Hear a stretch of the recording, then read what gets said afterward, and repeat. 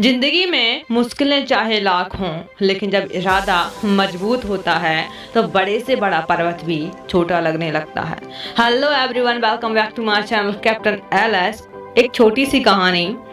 एक शहर में बहुत ही ज्ञानी प्रतापी साधु महाराज आए हुए थे। से दीन दुखी परेशान लोग उनके पास उनकी कृपा दृष्टि पाने हेतु आने लगे। ऐसा ही एक दीन दुखी गरीब आदमी उनके पास आया और साधु महाराज से बोला, महाराज मैं बहुत ही गरीब हूँ, मेरे ऊपर कर्जा भी है, मैं बहुत ही परेशान हूँ, मुझ पर कुछ उपकार करें। साधु महाराज ने उसको एक चमकीला नीले रंग का पत्थर दिया और कहा कि यह कीमती पत्थर है, जाओ जितनी कीमत लगवा सको लगवा लो। वो आदमी वहां से चला गया और उसे बेचने के इरादे से अपनी जान पहचान वाले एक फल विक्रेता के पास गया और उस पत्थर को दिखाकर उसकी कीमत जाननी चाहिए।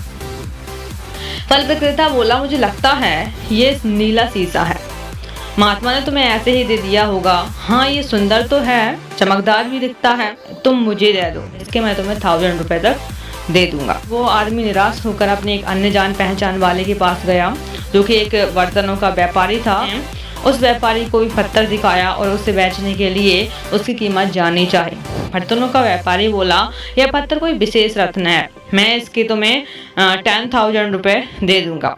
वह आदमी सोचने लगा कि इसकी कीमत भी अधिक होगी और ये सोच वो वहां से चला आया। उस आदमी ने इस पत्थर को अब एक सुनार को दिखाया। सुनार ने उस पत्थर को ध्यान से देखा और बोला, ये काफी कीमती है, इसके मैं तुम्हें 1 लाख रुपए दे दूंगा। वो आदमी अब समझ गया था यह बहुत ही अमूल्य पत्थर है। उसने सोचा क्यों ना मैं इसे हीरे के व्यापारी को दिखाऊं। यह सोच वो शहर के सबसे बड़े हीरे के व्यापारी के पास पहुंचा। उस हीरे के व्यापारी ने जब वो पत्थर देखा तो देखता ही रह गया। चौंकने वाले भाव उसके चेहरे पर दिखने लगे। उसने उस पत्थर को माथे से लगाया और पूछा, यह तुम्हें कहाँ से मिला है?